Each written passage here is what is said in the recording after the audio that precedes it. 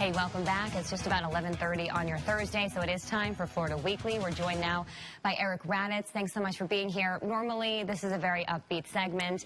We're talking about things to do, fun things around the community, but this week we're talking about Hurricane Ian recovery efforts. Yes, and this week we do have an issue that we put out that has to do a lot with everything that you guys have been covering so magnificently. By the way, you guys do such a good job. I've never seen a better job around-the-clock footage. I was at home on air listening to you guys for the whole thing. Thank you guys. Thanks, we appreciate it. No, I appreciate it. Florida Weekly, we decided all the information's out there. We tried to simplify it and compress it and condense it into one issue. This is going to be so helpful for so many people just to have handy. Yeah. Just to have handy, you can hold on to this. Not only just how to apply for FEMA help, there's jobless benefits after the storm, how to file insurance claims, everything all in one newspaper. But we're so thankful to be partnered with you guys bravely and tirelessly.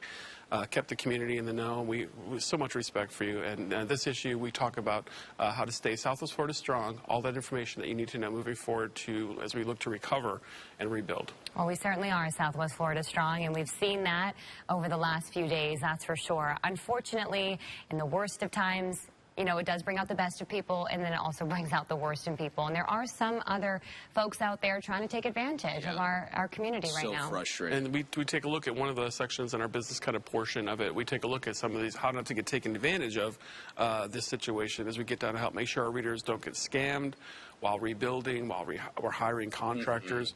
What are some red flags, for example? Don't get taken advantage with your rebuilding of your homes and businesses. We have an article in this week's editions to help you be sure of that. And, you know, we keep hearing so much about looters and stuff like that, but in the aftermath of a natural disaster like this, no one is, like, used to this. And so someone comes knocking on your door saying, oh, I'm here to do roof repairs or whatever. You don't know what the process is. Well, and also people just want to get stuff done fast. Exactly. So they might, you know, listen to what they're saying a little bit more. Our judgment is off. We're all tired mentally, physically.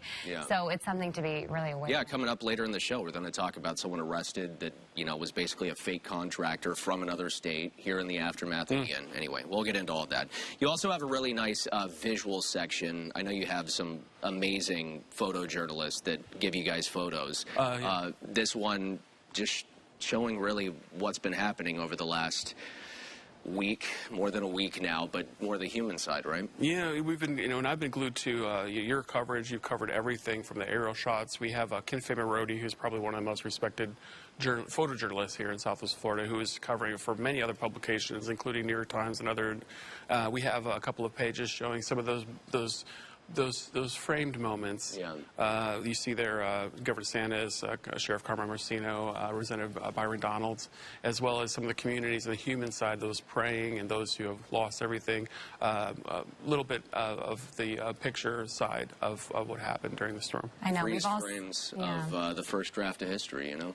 Yeah, we've all seen a lot of the devastation in videos and everything, but sometimes there's just nothing more powerful than a still photo. Yeah, that's right. I agree. All right, things to do. We know a lot of people may be trying to be out cleaning up their own yards or helping each other out. What are you guys talking about in this section? This time we really are focused on just how to take care of ourselves and each other, our families, our neighbors. We have important websites and numbers to hold on to as you navigate the beginning of the rest of your life. We have in this week's edition important numbers, including NBC-2.com, which should be just awarded with the greatest recognition all your services during the storm.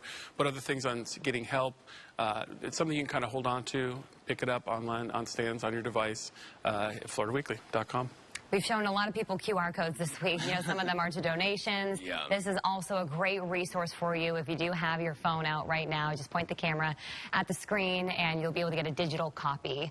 Because I know some people are still staying home. They might not be able to grab the paper copies this week. And obviously with all that info, if you know someone that doesn't have service, doesn't have internet, try to find a way to pass that on to them right now. More information. Help each other. Help each other is exactly what we tried to do this week. So awesome. Well, thanks for swinging by, Eric. We're glad we could have you back in studio. A little bit of normalcy. Yes. We're glad you and your family are safe. I'm glad you guys are safe, and honestly, no one did it like you guys, NBC, both of you. And I know you're doing the same things, or you go at home too.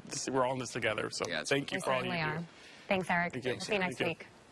All right, we still have more to come.